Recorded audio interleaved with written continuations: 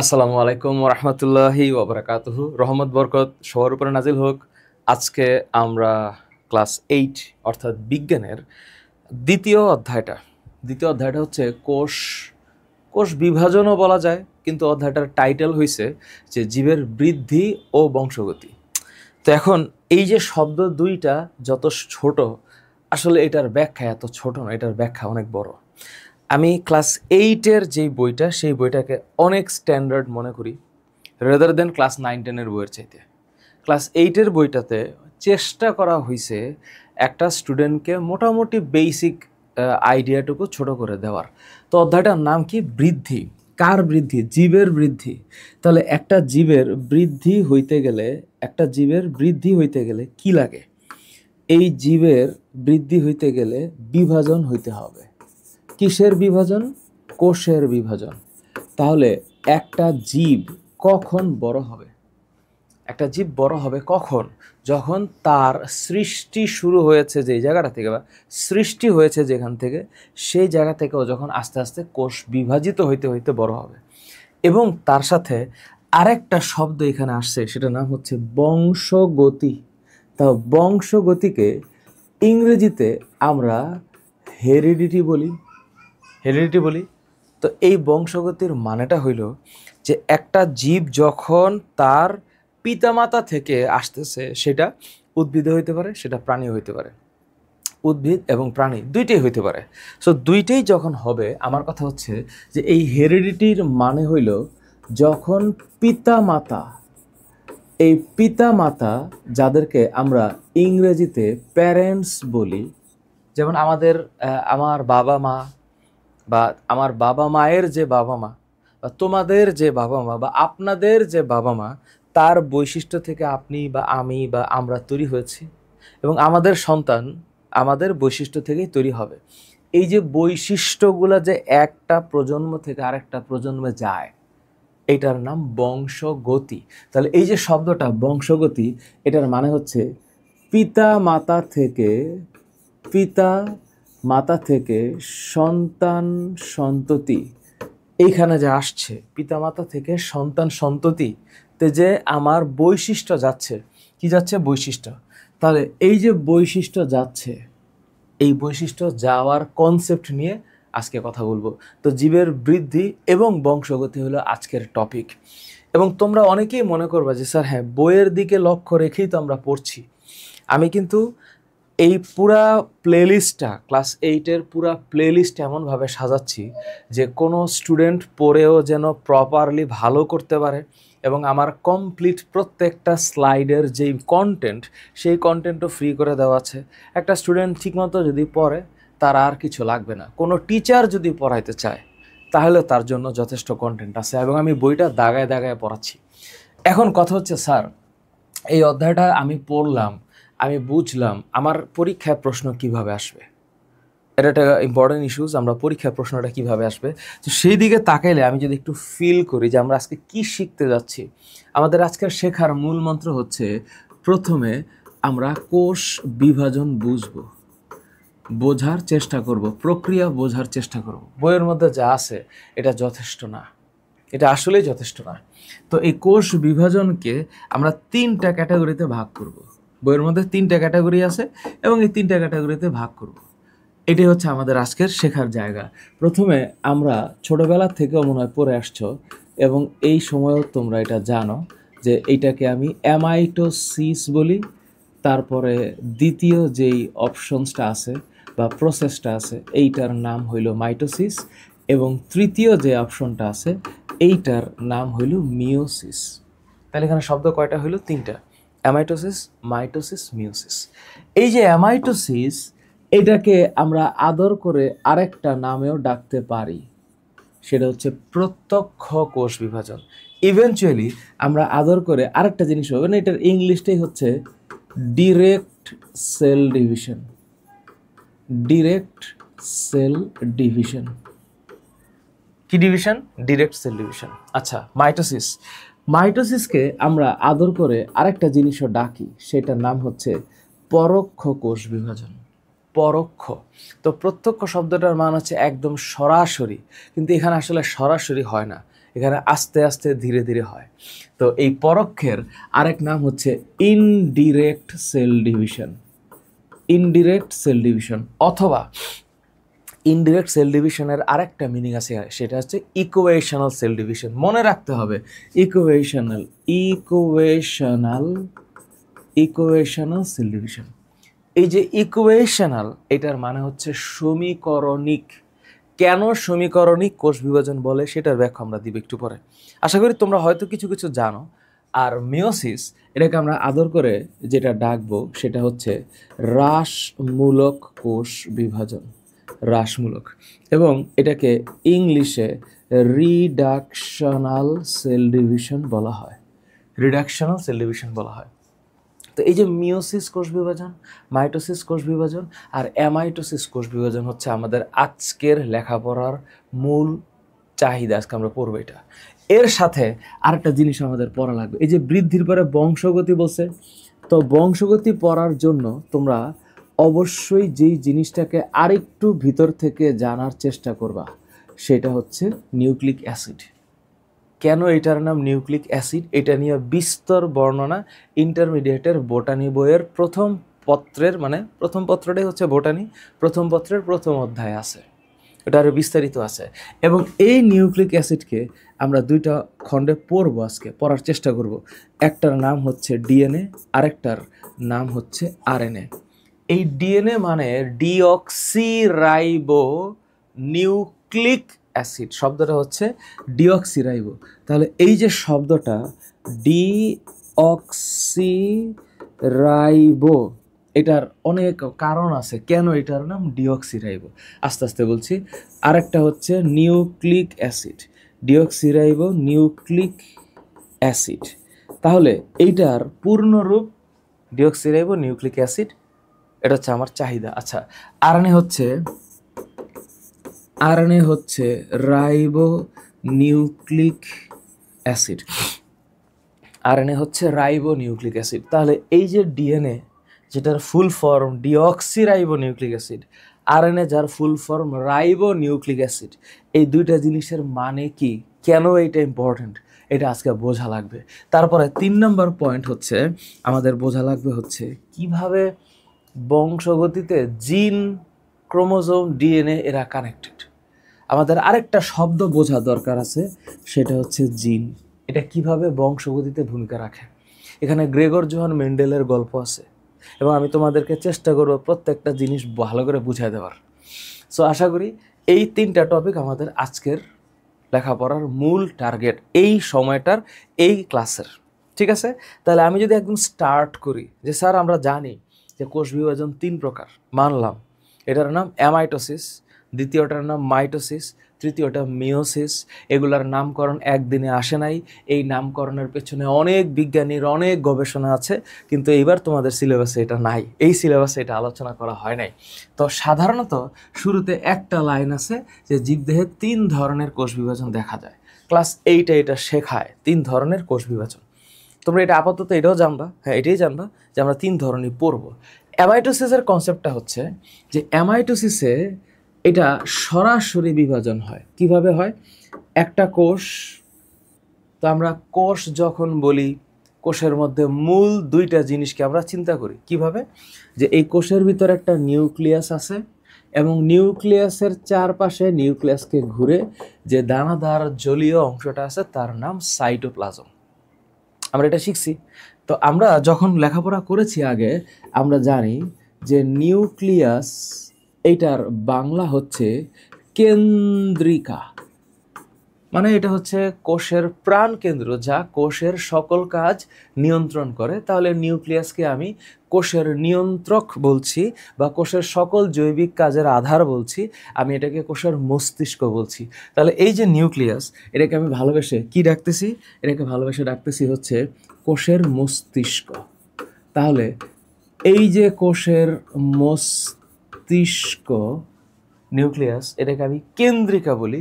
এবং তার সাথে আরেকটা শব্দ আছে যেটা আমার আজকের আলোচনার মূল বিষয়বস্তু হবে, সেটা হচ্ছে সাইটোপ্লাজম।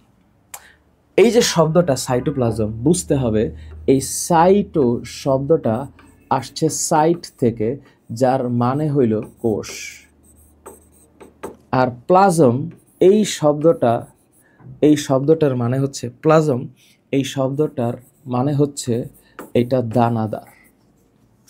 তাহলে কোষের ভিতরের যে দানাগুলো আছে সেটাকে আমরা সাইটোপ্লাজম বলছি, আর এই দানার ভিতরে ভাসমান যে অঙ্গাণুগুলো আছে এদেরকে আমরা সাইটোপ্লাজমীয় অঙ্গাণু বলছি।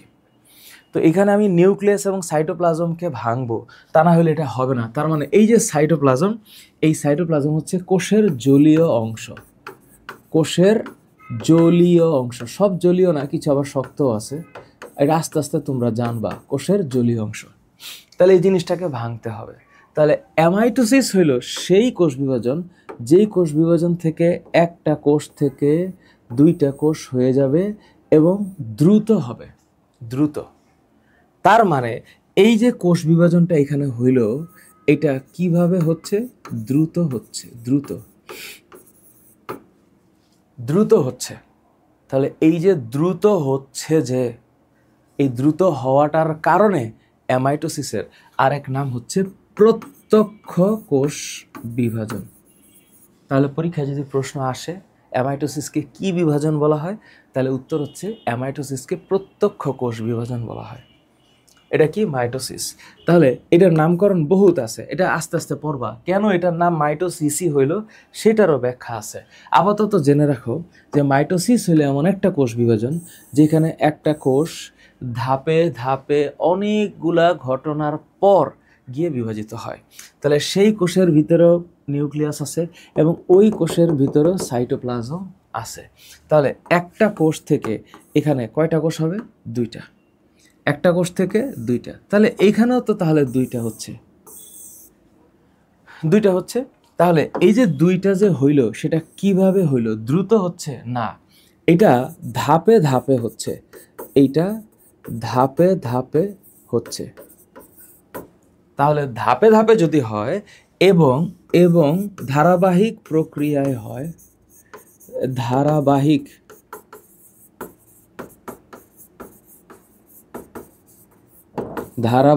প্রক্রিয়ায় হয়, ধাপে ধাপে হয়, ধারাবাহিক প্রক্রিয়া হয়, তাহলে এই জন্য এইটার নাম হচ্ছে পরোক্ষ কোষ বিভাজন। পরোক্ষ কোষ বিভাজন, পরোক্ষ কোষ বিভাজন, এটার নাম পরোক্ষ কোষ বিভাজন। এখন পরোক্ষ কোষ বিভাজন বলতে কি বোঝায়? যেটা ধাপে ধাপে ধীরে ধীরে আস্তে আস্তে হয়, পরোক্ষ কোষ বিভাজন। এবার বাকিটা রয়ে গেল মিওসিস। এই যে মিওসিস, এটার খেলাটা আর একটু জটিল। তো এখানে যেই নিউক্লিয়াস এবং ক্রোমোজোম ছিল এরা সমান সমানভাবে ভাগবে, কিন্তু এইখানে বিষয়টা আলাদা। এখানে বিষয়টা হচ্ছে, এখানে একটা যে কোষ আছে এই কোষটা প্রথমে আগে ভাঙা আগে দুইটা হয় দুইটা। এবার এই দুইটার পর আরো চারটা হয়, 3, 4। তার মানে একটা কোষ ভেঙে মিওসিসে 4টা কোষ হচ্ছে। কনসেপ্টটা কোন জায়গায়? কনসেপ্টটা হচ্ছে সিম্পলি এইটা মাথায় রাখা লাগবে যে এইখানে যত সংখ্যক ক্রোমোজোম থাকে, ক্রোমোজোমের সংখ্যা বলছি, আশা করি তোমরা এটা জানো। ধরলাম এখানে 2n সংখ্যক ক্রোমোজোম আছে। 2n সংখ্যক মানে ডাবল বা ডিপ্লয়েড ক্রোমোজোম। আমি একটু পরে সব আস্তে আস্তে ব্যাখ্যা করব। ডিপ্লয়েড ক্রোমোজোম আছে, তাহলে এই ডিপ্লয়েড ক্রোমোজোমটা এইখানে আইসাই হ্যাপ্লয়েড হয়ে যাবে, ফর শিওর হ্যাপ্লয়েড হবে, অর্থাৎ ভাঙবে। ভাঙার পর ও যখন এইখানে আসবে সেম তাই হবে। তার মানে একটা কোষ থেকে এখানে কোষ হচ্ছে 4টা, এবং এখানে 4টা হওয়ার কারণে এখানে মাথায় রাখতে হবে ক্রোমোজোম সংখ্যা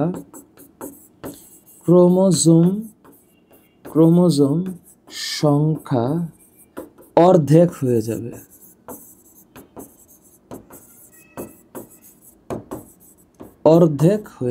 ক্রোমোজোম সংখ্যা অর্ধেক হয়ে যাবে।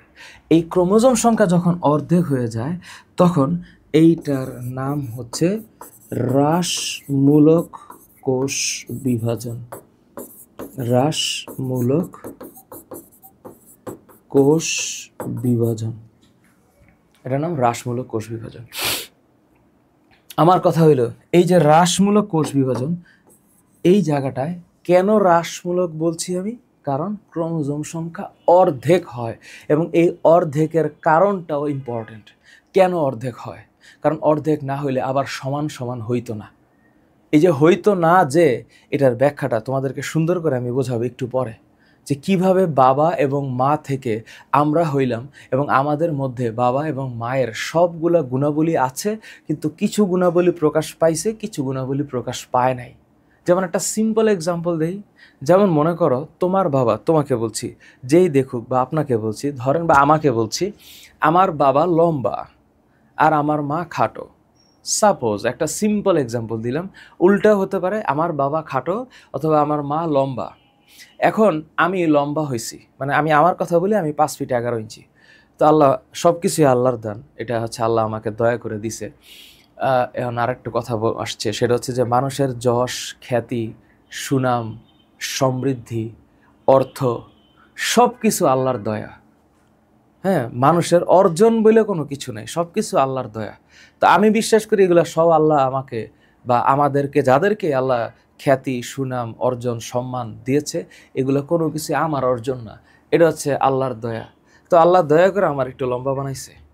এখন আমার মা খাটো বা আমার বাবা খাটো ছিল, তাহলে আমার মা লম্বা অথবা বাবা লম্বা, তাহলে আমি যে লম্বা হইলাম, তাহলে কি আমার মধ্যে খাটো বৈশিষ্ট্য নাই? আছে, আছে। অর্থাৎ আমার বাবা মায়ের উভয়ের বৈশিষ্ট্যই আমার মধ্যে আছে, কিন্তু কিছু প্রকাশিত হয়েছে, কিছু প্রকাশিত হয় নাই। যেগুলো প্রকাশিত হয় নাই তার নাম হচ্ছে প্রচ্ছন্ন বৈশিষ্ট্য, আর যেগুলো প্রকাশিত হয় সেগুলো প্রকট বৈশিষ্ট্য। এগুলো আমি আস্তে আস্তে পড়াবো।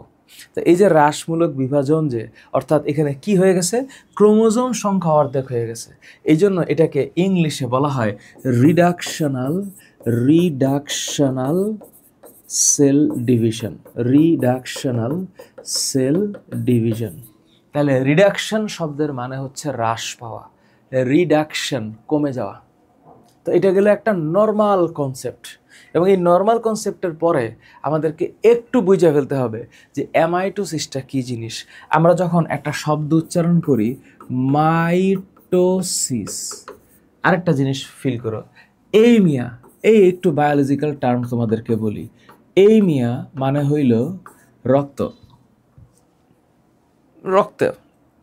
কিন্তু যখন আমি এটার সামনে অ্যানিমিয়া বলবো, অ্যানিমিয়া, অ্যানা, অ্যানা বা এই শব্দটার মানে হচ্ছে নাই। বায়োলজিতে যখনই টার্ম উচ্চারিত হবে, টার্ম,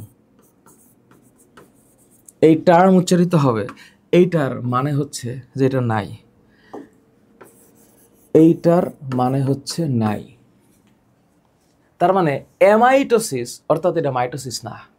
তাহলে আমি যখন এখানে উচ্চারণ করব অ্যামাইটোসিস, তো আমি যখন এখানে লিখবো হচ্ছে অ্যামাইটোসিস, তার মানে এটা হচ্ছে নট মাইটোসিস।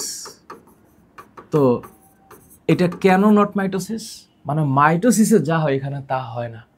অর্থাৎ মাইটোসিস শব্দটার মানে হচ্ছে ধারাবাহিক প্রক্রিয়া। তাহলে যখন আমি ধারাবাহিক বলছি কোনো কিছুকে, ধারাবাহিক প্রক্রিয়া, তাহলে এটার সাথে মানে হচ্ছে নয়, তাহলে এটা ধারাবাহিক প্রক্রিয়া না, এটা তাড়াতাড়ি হয়। অর্থাৎ এটা মাতৃকোষ, যেই কোষটা ভাঙে এইটার নাম মাতৃকোষ, এটাকে ইংলিশে মাদার সেল বলা হয়। কি সেল? Mother sell. আর এই মাদার সেল থেকে যখন এই যে নিউক্লিয়াসটা একটু ডাম্বেল আকৃতির হইল, সাইটোপ্লাজমের মাঝে একটা খাঁজের সৃষ্টি হইল, তারপরে খাঁজটা আরেকটু ভিতরে গিয়া আরেকটু ক্লোজার হইল, এরপরে গিয়া দুইটা কোষ হয়ে গেল। তো এই যে দুইটা অপত্য কোষ হইল, এই যে অপত্য শব্দটার মানে হইল নতুন, নিউ। তাহলে যেহেতু এটা মাতৃকোষ, তাহলে এই কোষটা থেকে যে কোষটা হচ্ছে, এটাকে ইংলিশে ডটার সেল বলা হয়। এটাকে ইংলিশে ডটার সেল বলে। ডটার মানে অপত্য কোষ। অপত্য কোষ কেন ডটার হইল, এটা কেন কন্যা কোষ? কারণ এইটা কিছুদিন পরে আবার যখন বিভাজিত হবে, তখন ও হবে মাদার সেল। তাহলে এখানে সান সেল বললে আর সেটা মাদার হয় না। এই জন্য ডটার শব্দটার মানে কন্যার জেন্ডার কে নির্দেশ করে নাই, এখানে প্রোডাক্টিভিটিকে নির্দেশ করছে যে ও আবার ভবিষ্যতে মাদার সেল হবে। তাহলে এই যে ডটার সেল হইল অপত্য, এই যে শব্দটা অপত্য, এই শব্দটার মানে হইল নতুন। এটা একটু মাথায় রাখবা, অপত্য এই শব্দটার মানে হইল নতুন। তাহলে নতুন কোষ, তাহলে এই যে মাদার সেল আর ওই যে ডটার সেল অপত্য কোষ, তাহলে মাতৃকোষ ভেঙে যখন অপত্য কোষ হবে এবং সরাসরি হবে, তাড়াতাড়ি হবে, কোনো ধরনের ডিলে ছাড়া হবে, তার নাম অ্যামাইটোসিস। তাহলে এখানে কি হবে, কোন লাইনটা কি হবে, কোন কোন জটিল কোন জটিল ও ধারাবাহিক, কোন জটিল ও ধারাবাহিক প্রক্রিয়া ছাড়া সরাসরি সরাসরি বিভাজিত হয়।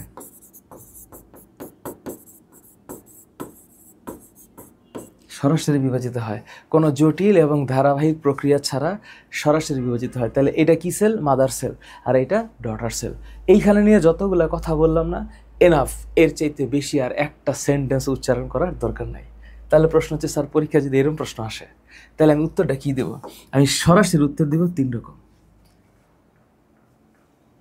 আচ্ছা ঠিক আছে, নিচের কোন জীবটিতে অ্যামাইটোসিস কোষ বিভাজন ঘটে?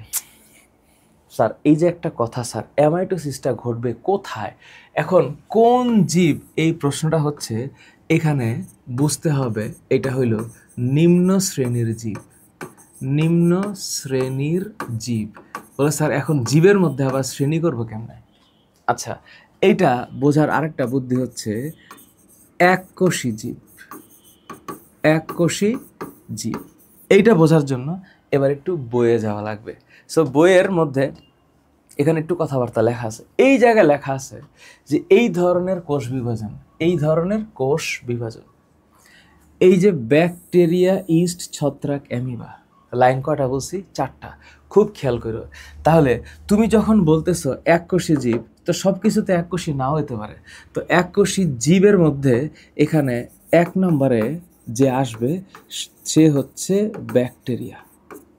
ব্যাকটেরিয়া, কিন্তু এখানে যে আরও অপশন আছে ইস্ট আর ছত্রাক, ওই ইস্টটাই ছত্রাক অ্যাকচুয়ালি, মানে সোজা কথায় ফাঙ্গাস, ফানজাই। তাহলে ইস্ট এটা হচ্ছে নিম্ন শ্রেণীর জীব হিসাবে এখানে হবে। তাহলে এইটা হচ্ছে ইস্ট। ইস্ট ছত্রাকেরই একটা প্রজাতি, ইস্ট। আর ফানজাই, ফানজাই এটা হচ্ছে হোলিস্টিক একটা বড় শব্দ হলো ছত্রাক। তো একটা ছত্রাকের এক্সাম্পল হচ্ছে ইস্ট। আর এককোষী জীবের মধ্যে আরেকটা এক্সাম্পল হচ্ছে অ্যামিবা। অ্যামিবা, তো অ্যামিবা হচ্ছে একটা এককোষী প্রাণী। এটা দেখতে কেমন জানো? মনে করো আমি এইরকমভাবে আঁকাইলাম, তাও হবে অ্যামিবা। অ্যামিবার কোনো নির্দিষ্ট আকার নাই, নির্দিষ্ট। তাহলে অ্যামিবার একটা লাইন মাথায় রাখো, অ্যামিবা হচ্ছে নির্দিষ্ট আকারবিহীন, নির্দিষ্ট আকারবিহীন, নির্দিষ্ট আকারবিহীন এককোষী প্রাণী, নির্দিষ্ট আকারবিহীন এককোষী প্রাণী। তাহলে এই যে এককোষী প্রাণী, তাহলে এই অ্যান্সার হচ্ছে অ্যামিবা। তো মানুষ, হাইড্রা, কেঁচো, দে আর নট এককোষী, বহুকোষী। তাহলে এখানে মাইটোসিস হবে। ঠিক আছে, বুঝলাম। প্রত্যক্ষ কোষ বিভাজন কোথায় ঘটে? তো একটু আগেই তো আমি বললাম যে অ্যামাইটোসিস হচ্ছে প্রত্যক্ষ কোষ বিভাজন। তাহলে এটা কি এই যে ভ্রূণমূল, কাণ্ডে এইসব জায়গায় ঘটবে না, ঘটবে হচ্ছে ইস্টে। এই যে ইস্ট শব্দটা একটু বুঝো, এই যে ইস্ট এইটাই হচ্ছে ছত্রাক। কাণ্ডে না, কাণ্ডে, ভ্রূণমূলে না, জনন মাতৃকোষে জীবনেও না। এই যে কাণ্ড এবং ভ্রূণমূলে এইখানে ঘটে হচ্ছে মাইটোসিস, আর এই যে জনন মাতৃকোষে এইখানে ঘটে মিওসিস। আপাতত একটু জানা রাখলাম, আমি সামনে ব্যাখ্যা করছি আস্তে আস্তে। মাইটোসিস বিভাজনে 3টি মাতৃকোষ থেকে কয়টা অপত্য কোষ হবে? আমি জানি মাইটোসিসে 1টা থেকে 2টা হয়, তাহলে 3টা থেকে 6টা হবে। তো 1 থেকে যদি 2 হয় তাহলে 3 থেকে 6 হবে, জিনিসটা তো সহজ। তাহলে 1টা থেকে 3টা হলে 3টা থেকে 6টা হবে, কোনো সন্দেহ নাই। আচ্ছা, স্তন্যপায়ী প্রাণীদের ক্ষেত্রে কোন মানে কোষ বিভাজন কোন প্রক্রিয়া হয়ে থাকে? এখন এই যে একটা শব্দ বলছে স্তন্যপায়ী, যেটাকে আমরা চ্যাপ্টার 1-এ পড়েছি, ম্যামেলিয়া। ম্যামেলিয়া পড়লাম না? ম্যামেলিয়া। তো এই যে আমরা ম্যামেলিয়া পড়ছি, এটা কি উচ্চ শ্রেণী না নিম্ন শ্রেণী? আমরা কি, আমরা বডিতে উচ্চ শ্রেণী, কাজে কর্মে নিম্ন শ্রেণী, তাই না?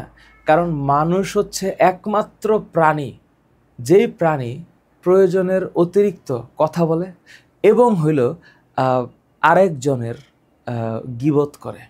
মানুষ আমানতের খেয়ানত করে, মানুষ মিথ্যা কথা বলে, মানুষ অপ্রয়োজনে বেশি খায় এবং বেশি অসুস্থ হয়। তো মানুষের আবার ভালো কোয়ালিটিও আছে, খারাপ কোয়ালিটিও আছে। এবং এই মহাবিশ্বের, এই সৃষ্টি জগতের সবচেয়ে বেশি ক্ষতি করছে যে প্রাণী প্রজাতি, সেটা হচ্ছে মানুষ। এবং স্বজাতিকেও ধ্বংস করছে, মানে স্বজাতিকে মারছে। এর সংখ্যা কোন প্রজাতিতে বেশি? মানুষে বেশি। পৃথিবীতে কোনো বাঘ এত বাঘ মারে নাই, পৃথিবীতে কোনো হাতি এত হাতি মারে নাই, পৃথিবীতে কোনো কবুতর আরেকটা এত কবুতর মারে নাই, পৃথিবীতে যত মানুষ মানুষকে মারছে। তা আমরা বলি স্তন্যপায়ী উন্নত শ্রেণীর জীব, আসলে কাজে কর্মে সেটা না। তো এই স্তন্যপায়ীতে মাইটোসিস হবে, মাইটোসিস হবে। আচ্ছা, তো আমরা এখন হঠাৎ করে মাইটোসিসে ঢুকে গেলাম। মাইটোসিসে এখন আমি আলাপ করি নাই, সো আসছে এমসিকিউ একটু দেখা দিচ্ছি। এখানে মাইটোসিসে নিউক্লিয়াস একবার বিভাজিত হবে, ঠিক আছে? এখানে ক্রোমোজোমের সংখ্যা সমান হবে, কথা সত্য, কিন্তু নিউক্লিয়াস ডাম্বেল আকার ধারণ করবে বিষয়টা না। কারণ নিউক্লিয়াস ডাম্বেল হবে, এই ডাম্বেল হবে অ্যামাইটোসিসে, অ্যামাইটোসিসে। তাহলে এখানে রাইট অ্যান্সার কি হবে? এখানে রাইট অ্যান্সার হবে 1 and 2। এখানে রাইট অ্যান্সারটা হবে 1 and 2। এখন আমি তো মাইটোসিস নিয়ে আলাপ করি নাই, এখন আলাপ করব। ঠান্ডা মাথায় একটু শুনো, আমার এখানে 20 মিনিট সময় লাগবে। মাইটোসিস বলতে বোঝাচ্ছে যে আমার একটা কোষ আছে, তো কোষের ভিতরে এখানে নিউক্লিয়াস আছে, আমি ধরে নিলাম এখানে নিউক্লিয়াস আছে। এখন স্যার একটা কোষ দেখতে কেমন একটু পরে দেখাচ্ছি। এই কোষটা কিন্তু আমি 1D আঁকাচ্ছি, কোষ অ্যাকচুয়ালি 3D। তো এই কোষকে কেন্দ্র করে এটার ভিতরে এই যে পেঁচানো সুতার মতো যে অংশটা আছে, এটাকে আমি আপাতত বলছি ক্রোমাটিন তন্তু। হ্যাঁ, ক্রোমাটিন। সো আপাতত বলছি ক্রোমাটিন তন্তু। তাহলে এই যে এটা যখন এরকম পেঁচায়া থাকে, পেঁচানো, তাহলে এটার নাম কি? এটার নাম ক্রোমাটিন তন্তু। এখন ঠান্ডা মাথায় একটু বোঝো। তাহলে এটাকে আমি বলছি একটা কোষ, আমি এটাকে কি বলছি? একটা কোষ। এবার কোষের ভিতরে আমি এই যে মাঝখানে যেটাকে আঁকাইলাম, এটাকে আমি বলছি নিউক্লিয়াস। নিউক্লিয়াস। এইবার আমি যখন এই পেঁচানো সুতা, যখন ও অতিরিক্ত পেঁচাইয়া থাকে, পেঁচানো সুতার কথা বলছি, এই পেঁচানো সুতার নাম হচ্ছে ক্রোমাটিন তন্তু। ক্রোমাটিন তন্তু। যখন তুমি তন্তুর নামটা শুনবা, তন্তু, তাহলে এইটাকে ইংলিশে বলা হয় ফাইবার। তো ফাইবারের ভালো ইংরেজি হচ্ছে, মানে ভালো বাংলা হচ্ছে সুতা। তো যেহেতু ও পেঁচানো আছে, তাই তার নাম ক্রোমাটিন। এবার বায়োলজিতে কিছু টার্মিনোলজি তোমাদেরকে শিখাই দিচ্ছি, এটা একটু ভালো করে একটু ফিল করবে আমি কি বলছি। হ্যাঁ, টার্মিনোলজিগুলো একটু মাথায় রাখো। টার্মিনোলজি তোমাদেরকে গত ক্লাসে, মানে চ্যাপ্টার 1-এও আমি এই কিছু টার্মিনোলজির কথা বলছিলাম। আশা করি তোমরা সেগুলোরে পড়ছো, কারণ লেখাপড়াটা তোমার নিজের দায়িত্ব। আচ্ছা, ঠিক আছে। তাইলে ক্রোমা শব্দটা হচ্ছে ক্রোমা। আজকের পরের থেকে যখন তুমি এই ক্রোমা শব্দটা শুনবা, তুমি মনে রাখবা ক্রোমা মানে হচ্ছে রঙিন। আর টিন যখন শুনবা, টিন, টিন, এই শব্দটার মানে হইল টিন। এই টিনের মানে হইল সুতা। তো যখন কোনো কিছু সূত্রাকার হবে, তার নাম হচ্ছে টিন, ক্রোমাটিন। এবার ক্রোমো, হ্যাঁ, এরপরে আরেকটা শব্দ হচ্ছে সোমা। সোমা এই শব্দের মানে হলো দেহ। সোমা এই শব্দের মানে দেহ, সোম দেহ, ক্রোমোসোম ক্রোমোসোমা, সোম মানে হচ্ছে দেহ। তুমি চাইলে এটার উচ্চারণটা সোম করতে পারো, জোমও করতে পারো, কোনো সমস্যা নেই। তুমি সোমও করতে পারো, জোমও করতে পারো। তাহলে ক্রোমোসোম এটা হচ্ছে দেহ। আরেকটা জিনিস আছে, টিড নামে একটা শব্দটা আছে, টিড, TID, উচ্চারণটা হচ্ছে টিড, একটু পরে পড়বা। এই টিড মানে হচ্ছে খণ্ডিত অংশ। কি অংশের কথা বললাম? খণ্ডিত অংশের কথা বললাম, ঠিক আছে? টিড মানে খণ্ডিত অংশ। তাহলে এই যে ক্রোমাটিন তন্তু যখন পেঁচানো সুতা থাকবে, এবার এই জিনিসটাই যখন একটু কোষ বিভাজনের সময়, এই জিনিসটাই যখন কোষ বিভাজনের সময় মোটা হয়ে যাবে, কেমন? এগুলো যখন একটু মোটা হবে, হইল না মোটা? এই যে মোটা যে হইল না, তখন আমরা এটাকে কি বলবো? যখন ক্রোমোজোমগুলো একটু মোটা হয়, মোটা মোটা হয়, খাটো হয়, খাটো ও মোটা হয়, তখন আমরা এগুলার নাম দিই, আমরা এগুলাকে বলি হচ্ছে ক্রোমোসোম। আমরা এদেরকে কি বলি? ক্রোমোসোম। কখনো ভুলো না। আবার কোষ বিভাজনের সময় একটা জায়গা থাকে, যেই জায়গাটাতে ক্রোমোজোমগুলা ভাঙে, ক্রোমোজোমগুলা ভাঙে না, সেই জায়গাটাকে বলা হয় সেন্ট্রোমিয়ার। তাহলে এই যে মাঝখানে যে জায়গাটা আমি দিলাম, এই জায়গাটার নাম কি? সেন্ট্রোমিয়ার। এই জায়গাটার নাম সেন্ট্রোমিয়ার, বুঝছো? এরপরে এই জায়গাটা যখন ক্রোমোজোমটা লম্বালম্বিভাবে দুই ভাগ হবে, কেমন? ধরো ও মোটা ছিল, হ্যাঁ মোটা ছিল, 1 2, তারপরে এই যে এটার দিকে দেখো, তো যখন এইখানে মাঝে এই জায়গাটা আর এই জায়গাটা, এই যে দুইটা জায়গা, এই যে দুইটা জায়গা, এই দুইটা জায়গা যেখানে সেন্ট্রোমিয়ার আছে, এটা বাদে ও যে লম্বালম্বিভাবে দুই ভাগ হয়ে গেল না, এই জায়গাটার নাম হচ্ছে ক্রোমাটিড। ক্রোমাটিড। তাহলে এই যে মাঝখানের অংশটা নিউক্লিয়াস, তারপরে এই যে পেঁচানো সুতার মতো অংশটা, এটার নাম কি? ক্রোমাটিন। যখন ও মোটা হবে তখন তার নাম হচ্ছে ক্রোমোজোম, আর যখন ও লম্বালম্বিভাবে দুই ভাগ হবে তখন তার নাম হচ্ছে ক্রোমাটিড। ক্রোমাটিড। তাহলে এই যে ক্রোমা মানে রঙিন, টিন মানে সুতা, সোমা মানে দেহ, বা যেটাকে তুমি জোম বলতে পারো, টিড খণ্ডিত অংশ। তাহলে এই যে ক্রোমাটিড, এটা হচ্ছে একটা খণ্ডিত অংশ, অর্থাৎ ক্রোমোজোম যখন লম্বালম্বি দুই ভাগ হবে।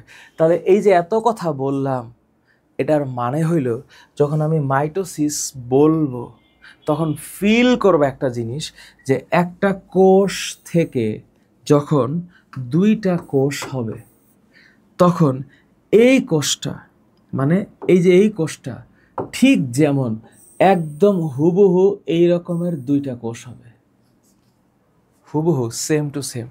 এইবার এইখানে যতটা ক্রোমোজোম আছে, আমি ধরলাম মানুষের একটা কোষে 46টা ক্রোমোজোম আছে, তাহলে এইখানেও ঠিক 46টা ক্রোমোজোমই হবে। তাহলে মাইটোসিসের বৈশিষ্ট্যগুলোর মধ্যে ঠান্ডা মাথায় একটু ফিল করো। মাইটোসিসের বৈশিষ্ট্য হচ্ছে এটা দেহকোষের বিভাজন। দেহকোষ কাকে বলে? যে কোষ বডি ডেভেলপমেন্ট করে।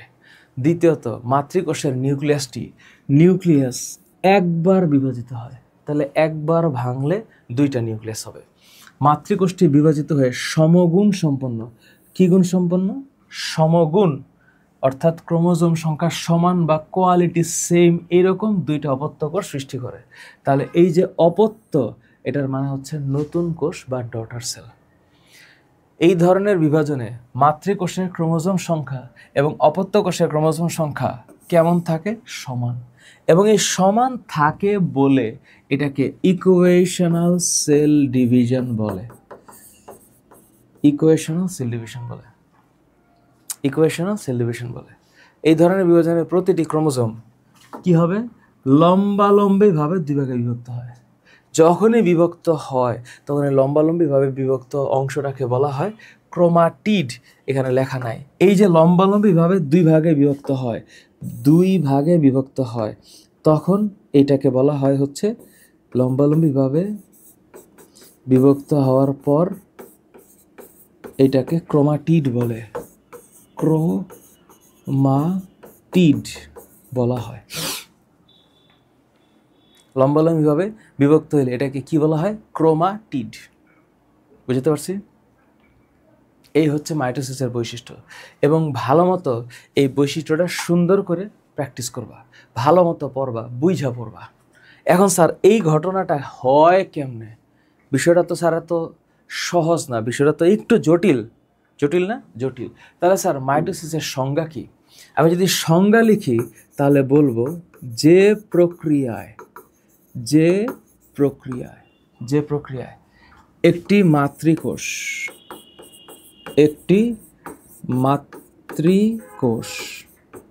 এটা মাতৃকোষ, হ্যাঁ, মাতৃকোষ জটিল ও ধারাবাহিক প্রক্রিয়ায় জটিল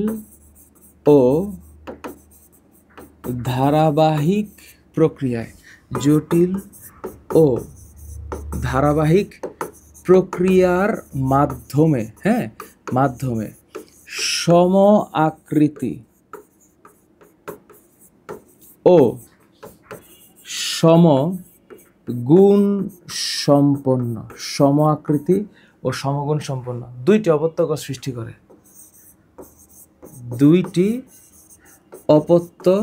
কোষ সৃষ্টি করে।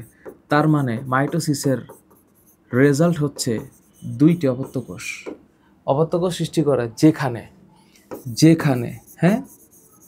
যেখানে অপত্য কোষের ক্রোমোজোম সংখ্যা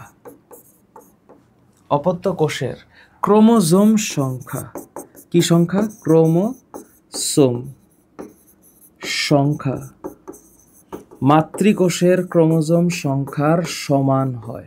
মাতৃকোষের ক্রোমোসোম সংখ্যার কি হয়?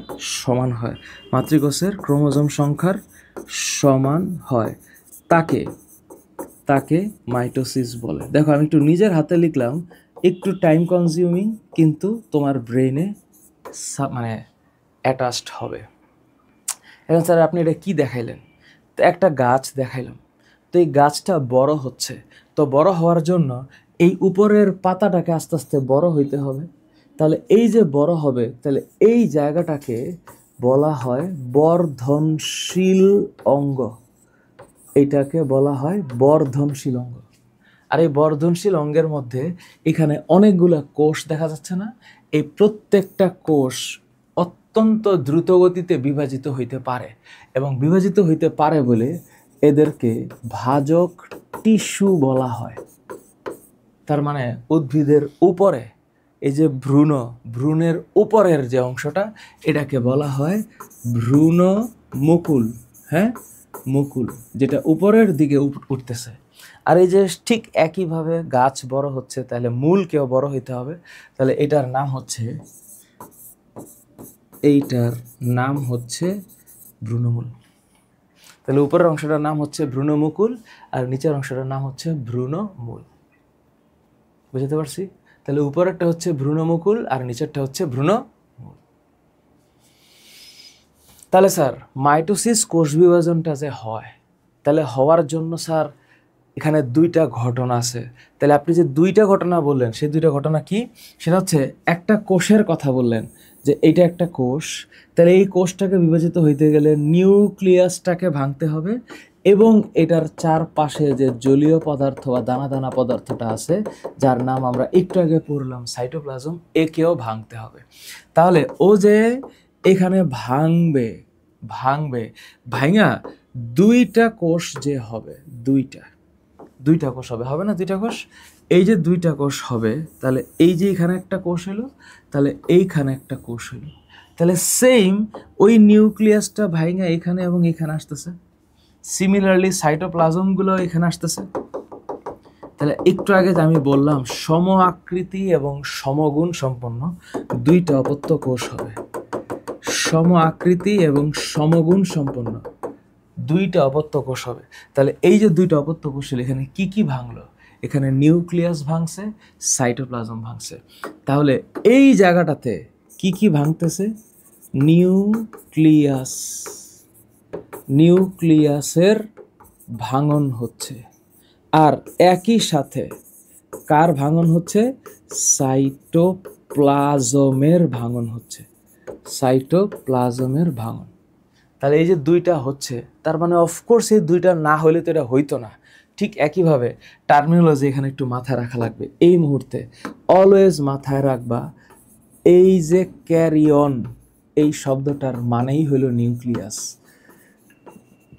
ক্যারিয়ন শব্দটার মানে নিউক্লিয়াস। তোমরা পড়ছো না প্রোক্যারিওটিক আর ইউক্যারিওটিক? তো প্রো মানে প্রিভিয়াস, তো আদি কোষকে প্রোক্যারিওট বলে আর প্রকৃত কোষকে ইউক্যারিওট বলে। এই যে ক্যারিয়ন, এইটার সাথে যেই শব্দটা আসবে তার নাম হইল কাইনেসিস। কাইনেসিসের মানে হইল বিভাজন। তাহলে এই যে নিউক্লিয়াসের বিভাজন, এটাকে বলে ক্যারিওকাইনেসিস। অলওয়েজ মাথায় রাখবা এটার নাম ক্যারিওকাইনেসিস, ক্যারিওকাইনেসিস, ক্যারিওকাইনেসিস। আর সাইটোপ্লাজমের ভাঙন, এটাকে বলা হয় সাইটোকাইনেসিস। তাহলে একটা হচ্ছে ক্যারিওকাইনেসিস, সাইটোকাইনেসিস। তার মানে এখানে যে নিউক্লিয়াসের বিভাজন হয় এটাকে বলে ক্যারিওকাইনেসিস, এবং তারপর যেটা হবে সেটা হচ্ছে সাইটোপ্লাজমের বিভাজন, সাইটোকাইনেসিস। টার্ম দুইটা একটু মাথায় রাখবা, অফকোর্স এই টার্ম দুইটারে মাথায় রাখবা। ক্যারিয়ন মানে নিউক্লিয়াস, কাইনেসিস মানে ডিভিশন। এবার আমরা দেখব যে কেমনে ঘটনা ঘটে। তো স্যার এটা তো একটা প্রক্রিয়া, তো প্রক্রিয়ার তো একটা মানে ধাপ আছে, আছে তো 5টা ধাপের নাম আছে, prophase, prometaphase, metaphase, anaphase, telophase. এটা কেমনে হয় এটা বোঝার জন্য একটা ছোট্ট অ্যানিমেশন দরকার, এবং এই অ্যানিমেশনটা একটু বোঝা লাগবে যে আসলে এই যে মাইটোসিস এটা হয় কেমনে, এটা কেমনে হয়। আমি একটা সিম্পল একটা এক্সাম্পল তোমাদেরকে দেখাই। একটা প্রক্রিয়া যখন হয় এটার একটা নিশ্চিতভাবে একটা সিস্টেম আছে। তো সিস্টেমটা কেমন একটু দেখাই। মনে করো তুমি পুরো জিনিসটাকে একটু ঠান্ডা মাথায় ভাবো যে আমি এখানে মাইটোসিস বলছি। তো মাইটোসিসে নিউক্লিয়াসও ভাঙে, সাইটোপ্লাজমও ভাঙে। তো আমি জানি যে আমার বাবা এবং মায়ের থেকে ক্রোমোজোম দুইটা একসাথে হয়ে একটা জাইগোট হয়েছে। আমি ব্যাখ্যাটা একটু পরে দিচ্ছি। তো ক্রোমোজোমের যে দুইটা খণ্ড, এই দুইটা খণ্ডের নাম ক্রোমাটিড। মাঝখানের যে প্যাঁচানো অংশটা এটাকে সেন্ট্রোমিয়ারের সাথে তুলনা করা হয়েছে। তো ঠিক আছে, আমি বুঝে নিলাম যে আমার একটা কোষের মধ্যে 4টা ক্রোমোজোম আছে, এটা একটা জাস্ট ধরে নিলাম। এই 4টা ক্রোমোজোম থেকে, এই যে 4টা ক্রোমোজোম এখানে ডাবল ডাবল করে আসে না, ডাবল করে আসে, এখান থেকে 2টা কোষ হইল। তাহলে এই যে 2টা কোষ হইল, এই 2টা কোষ যে এমনিতেই আমি যে দেখাই দিলাম হয়ে গেল, বিষয়টা আসলে এখানে অনেক প্রসেস আছে এবং অনেকগুলো ঘটনা ঘটে। একটু ইমাজিন করো যে এরপরে ক্রোমোজোমগুলো আস্তে আস্তে লুজ ক্রোমাটিন হয়ে এরপর একটা ডিএনএ কন্টেন্ট হওয়ার পরে কি একটা কোষ হয়। এটা একটা কোষ চক্রের একটা মোটামুটি ধারণা দেওয়া হয়েছে। আমার একটা কোষ থেকে 2টা কোষ হলো, ওই কোষগুলো থেকে আস্তে আস্তে 4টা হবে, তারপরে 4টা থেকে 8টা হবে, 8টা থেকে 16টা হবে, এবং চলতে থাকবে। এবার আমি যদি একটা কোষের দিকে তাকাই, তো স্যার এই যে এইখানে যে একদম পেঁচানো সুতাগুলো, এটার নাম কি ছিল? ক্রোমাটিন। কিন্তু এগুলো যখন একটু মোটা হয়েছে তখন আমরা এটাকে ক্রোমোজোম বলতেছি। আর এখন এই যে 2 পাশ থেকে যে 2টা জিনিস চলে আসলো, এটার নাম সেন্ট্রিওল। এবং সেন্ট্রিওল থেকে যে হলুদ কালারের সুতাগুলো আসলো এটা হচ্ছে স্পিন্ডল ফাইবার। এবং স্পিন্ডল ফাইবারের মধ্যে সেন্ট্রোমিয়ারগুলো যখন মাঝখানে থাকে এটার নাম হলো মেটাফেজ। এবার সেন্ট্রোমিয়ারগুলো টান দিয়ে 2টা 2 পাশে মেরুর দিকে চলে গেল, এই ঘটনার নাম হচ্ছে অ্যানাফেজ। এবং অ্যানাফেজ হওয়ার পর কোষটা 2টা ভাগ হয়ে গেল। তো আগেও 4টা ক্রোমোজোম ছিল, এখনও 4টা ক্রোমোজোম হয়েছে। তো এইখানে যে নিউক্লিয়াসটা হয়েছে, এই নিউক্লিয়াসের চারপাশে 4টা ক্রোমোজোম, এই নিউক্লিয়াসের চারপাশে 4টা ক্রোমোজোম। আগে একটা কোষ ছিল, এখন 2টা কোষ হয়েছে। এই যে 2টা কোষ, এটা হইল অপত্য কোষ। এবং এই অপত্য কোষের ক্রোমোজোম সংখ্যা সমান, এবং সমান বলে এটাকে মাইটোসিস কোষ বিভাজন বলে। তাহলে একটা কোষ থেকে যখন 2টা কোষ হচ্ছে, যখন ক্রোমোজোমের সংখ্যা সমান থাকতেছে, তার মানে ক্রোমোজোমের সংখ্যা সমান থাকতে হলে ক্রোমোজোমকে ভাঙতে হবে। আর ক্রোমোজোম যখন ভাঙে তখন সেন্ট্রোমিয়ার ব্যতীত ক্রোমোজোমের লম্বালম্বী যে অবস্থান, এটার নাম হচ্ছে ক্রোমাটিড। কি কি নাম? ক্রোমাটিড। তো এটা হচ্ছে একটা সিম্পল একটা ছোট্ট এক্সপ্লেনেশন, এবং এই টোটাল ছোট্ট এক্সপ্লেনেশনটাকে আমি একটু হালকা করে এখানে বললাম। এবার আমার একটা মনের কথা আছে।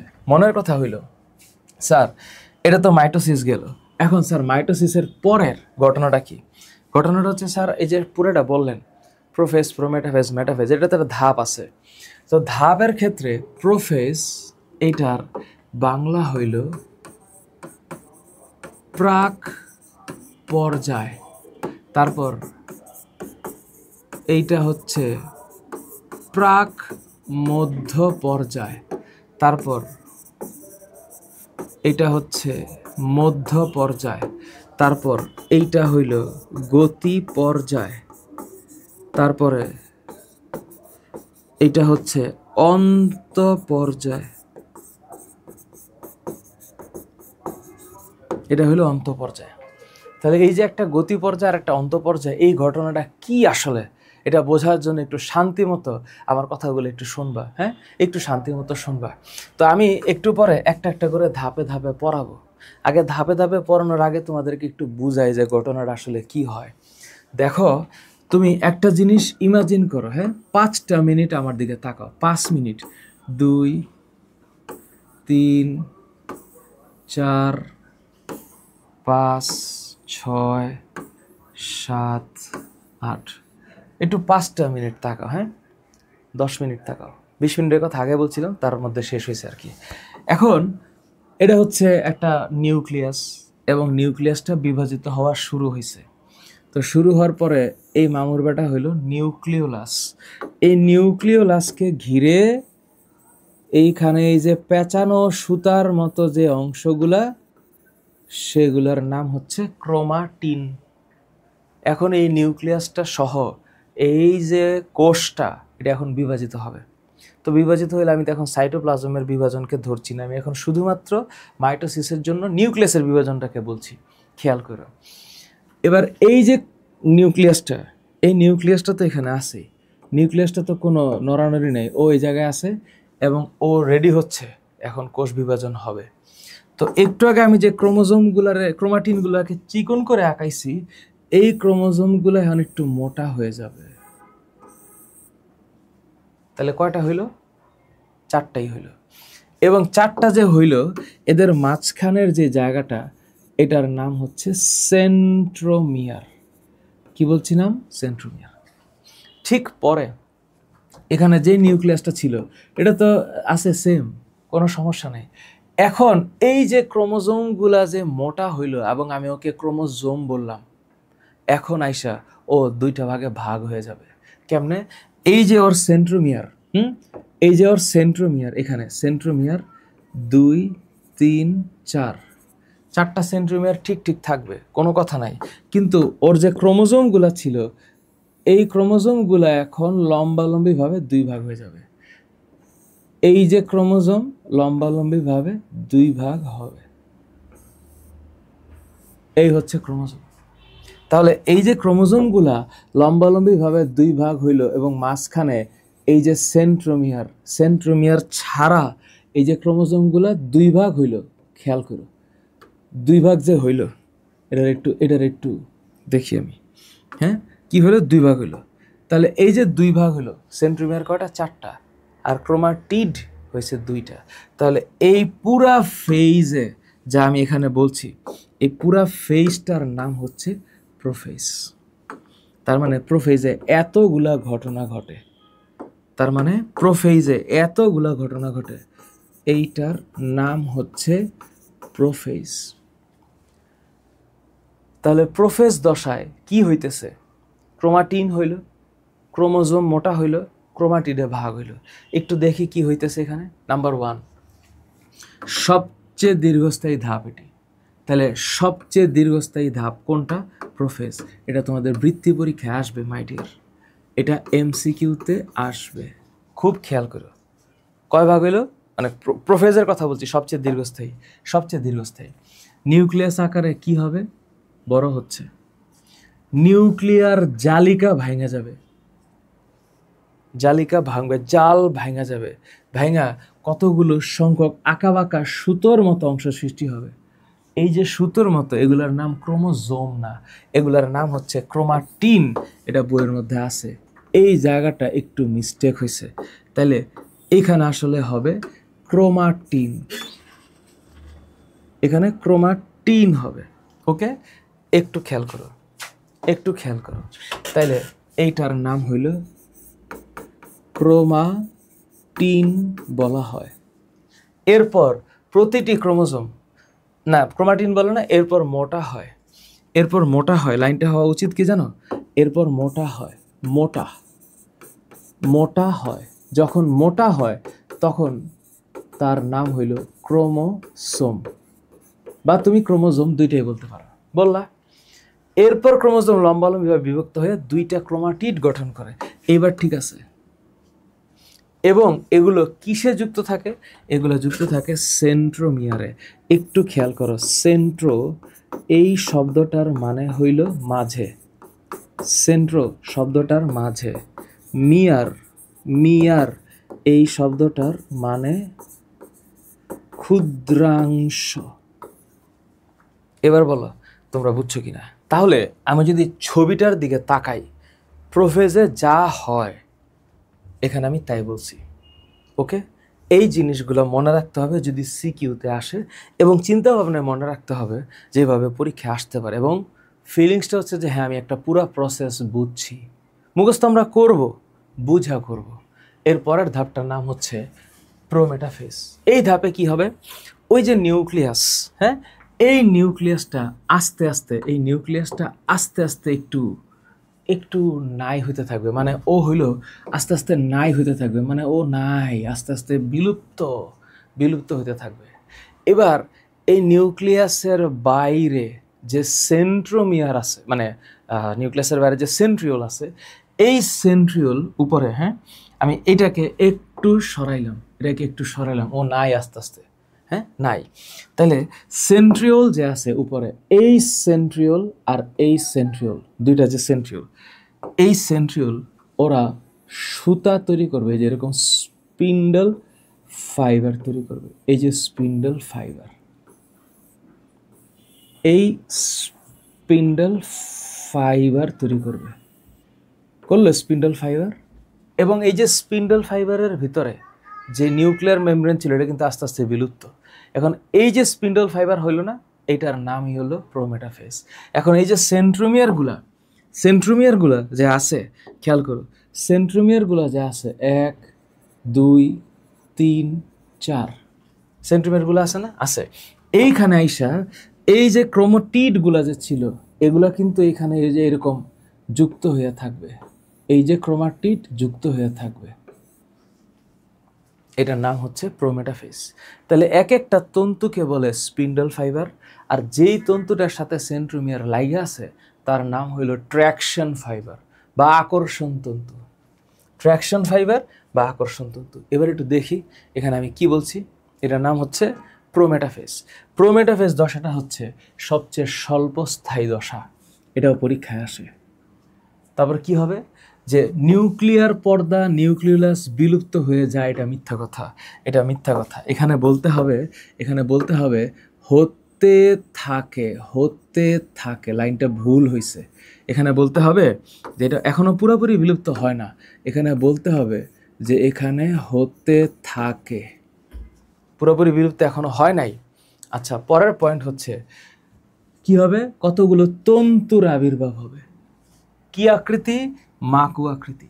মাকু মানে কেমন, মাকু মানে হচ্ছে উপরে আর নিচে চিকন, মাঝে মোটা, এটার নাম মাকু, মাকু আকৃতির হয়।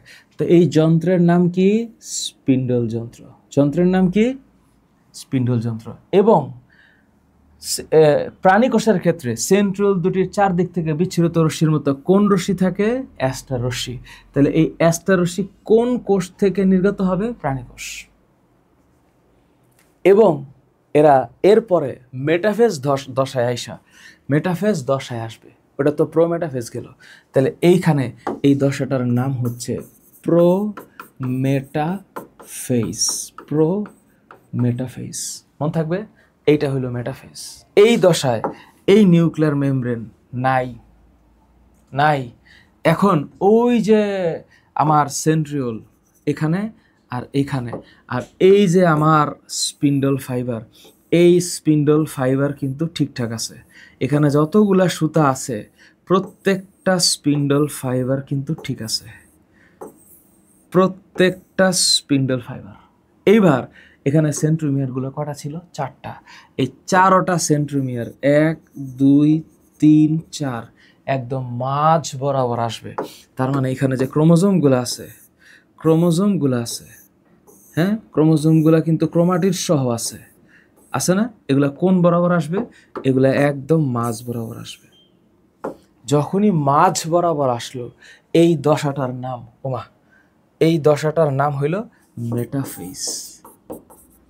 এই দশাটার নাম হইল মেটাফেজ। এরপর নিউক্লিয়ার মেমব্রেন তো বাদ, এই নিউক্লিয়ার মেমব্রেন নাই, নাই। তার মানে এইখানে এই যে সেন্ট্রিওল, সেন্ট্রিওল দুইটা, আর আর এইখানে যে সুতা আছে, সুতা, এটার নাম কি? স্পিন্ডল সুতা। এটার নাম হচ্ছে স্পিন্ডল সুতা, স্পিন্ডল ফাইবার। এইবার সেন্ট্রোমিয়ারগুলা ভাগ হইয়া দৌড় মারবে। দৌড় যখন মারবে তখন মাইরি 1 2 3 4, তখন 1, এই ঠিক এই যেখানে আগাইছো তার নিচের সুতা বরাবর, সুতা বরাবর, সুতা চেঞ্জ করা যাবে না, হ্যাঁ, এই সুতা বরাবর আঁকাইতে হবে।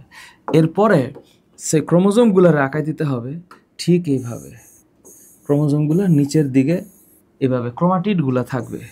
তো এই যে ক্রোমাটিডগুলো থাইকা এখন যে দৌড় মারবে, এখানে ক্রোমোজোমগুলো দেখতে 4 রকম ইংলিশ অ্যালফাবেটের মতো হয়। কি কি? একটার নাম হচ্ছে ভি, একটার নাম এল, একটা জে, একটা আই, এবং তখন ওদের নাম হয় মেটাসেন্ট্রিক। মেটাসেন্ট্রিক।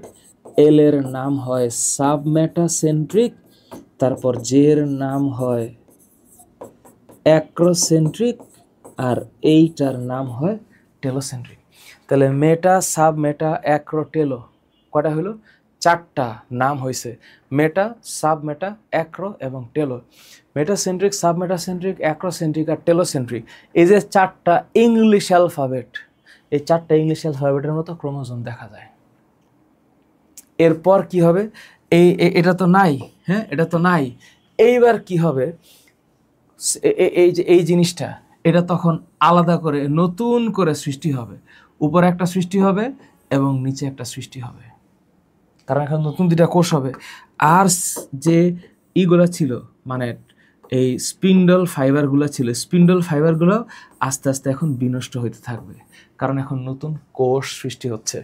এবার ওই যে 4টা যে গেল, 4টা 1 2 3 4, 1 2 3 4, এই 4টা কি? সেন্ট্রোমিয়ার। তাহলে বাকি থাকছে ক্রোমোজোম। এই যে ক্রোমোজোমগুলো, না, ক্রোমোজোমগুলো এখন আসলে এরকম মোটা থাকবে না, আস্তে আস্তে এখন ওগুলা চিকন হয়ে চিকন হয়ে পেঁচানো সুতার মতো আকার ধারণ করবে। আবার কয়টা কোষ হলো? 2টা কোষ। এইবার সাইটোপ্লাজমের মধ্য দিয়ে যখন 2টা ভাগ হবে, তখন সাইটোপ্লাজম যখন 2 ভাগ হইয়া এদিকে সাইটোপ্লাজম এবং এদিকে সাইটোপ্লাজম ভাগ হবে, তখন এই প্রসেসের নাম হচ্ছে সাইটোকাইনেসিস। এই হলো আমার 10 মিনিটের বয়ান। তাহলে এই ধাপের নাম কি? এই ধাপের নাম হচ্ছে অ্যানাফেজ। তাহলে এই ধাপে কি হয়? ক্রোমোজোম দৌড়ায়। এটার নাম কি? মেটাফেজ। কি হয়? ক্রোমোজোমগুলো মাঝে আসে এবং 2 ভাগ হয়ে যায়, এখানে এসে দৌড় মারে, আর এখানে 2টা অপত্য কোষ সৃষ্টি হয়, আর এইখানে ক্যারিওকাইনেসিসের পরের ধাপ সাইটোকাইনেসিস হয়। তাহলে এটার নাম কি? সাইটোপ্লাজমের বিভাজন। তাহলে সাইটোকাইনেসিসের নাম হচ্ছে, এখানে আমি বলবো এটা হচ্ছে সাইটোপ্লাজমের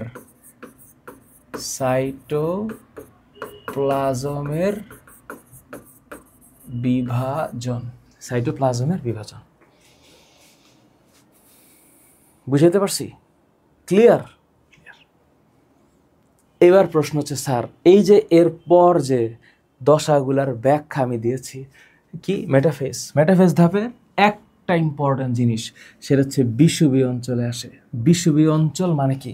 বিষুবীয় অঞ্চলের মানে হচ্ছে দুই মেরুর মাঝে, দুই মেরুর মাঝে বিষুবীয় অঞ্চল। এবং সেন্ট্রোমিয়ারের সাথে কি দিয়ে আটকে থাকে? তন্তু মানে সুতা। সেন্ট্রোমিয়ারের সাথে সুতা দিয়ে আটকানো থাকে, সুতা, তন্তু। এবং এটার নাম হচ্ছে ট্র্যাকশন, ট্র্যাকশন তন্তু, ট্র্যাকশন ফাইবার। ট্র্যাকশন এই শব্দটার মানে হচ্ছে আকর্ষণ। এবং এই ধাপে ক্রোমোজোমগুলো সবচেয়ে খাটো মোটা হয়। এটা বৃত্তি পরীক্ষায় আসবে, এটা বৃত্তি পরীক্ষায় আসার মতো প্রশ্ন, বৃত্তি এমসিকিউ। তারপর কি? অ্যানাফেজ, এটার বাংলা গতি পর্যায়। এ পর্যায়ে কি হবে? সেন্ট্রোমিয়ারগুলো বিভক্ত হয়ে, দুই ভাগে বিভক্ত হয়ে দৌড় মারতে থাকে। এবং দৌড় মারার সময় চারটা আকৃতির হইতে পারে, VLJI। এবং যখন ও সর্বশেষ ধাপে পৌঁছাবে তখন দুইটা অপত্য কোষ, নতুন কোষ তৈরি হবে। শুরুতেও 4টা ক্রোমোজোম, শেষেও 4টা ক্রোমোজোম। এবং এইভাবে ক্রোমোজোম সংখ্যা সমান থাকে, এইভাবে ক্রোমোজোম সংখ্যা সমান থাকে। এই হইল ব্যাখ্যা। তাহলে সাইটোকাইনেসিস কি? সাইটোকাইনেসিস হচ্ছে ক্যারিওকাইনেসিসের পর, ক্যারিওকাইনেসিসের পরে, ক্যারিওকাইনেসিসের পরে সাইটোপ্লাজমের যে ভাগ হয়, সাইটোপ্লাজমের যে ভাগ হয় তাকে সাইটোকাইনেসিস বলে। সাইটোকাইনেসিস বলে, বুঝতে পারছি? এটার নাম সাইটোকাইনেসিস।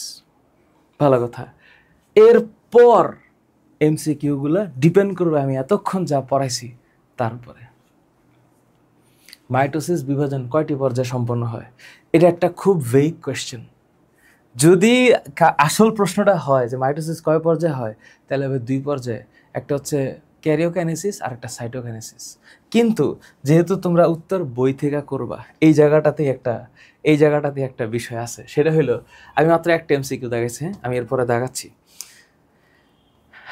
আমি একটু দাগায় দিব তোমাদেরকে। আমি আগে এমসিকিউর যাই, শুরু থেকে যাই। এখন আমি এমসিকিউ এখান থেকে দাগাবো। দেখো আমি এই জায়গায় শুধুমাত্র একটা দাগ দিছি এমসিকিউতে। আচ্ছা, এরপরে এখানে আসি কোন কোন জায়গায় ইম্পর্টেন্ট।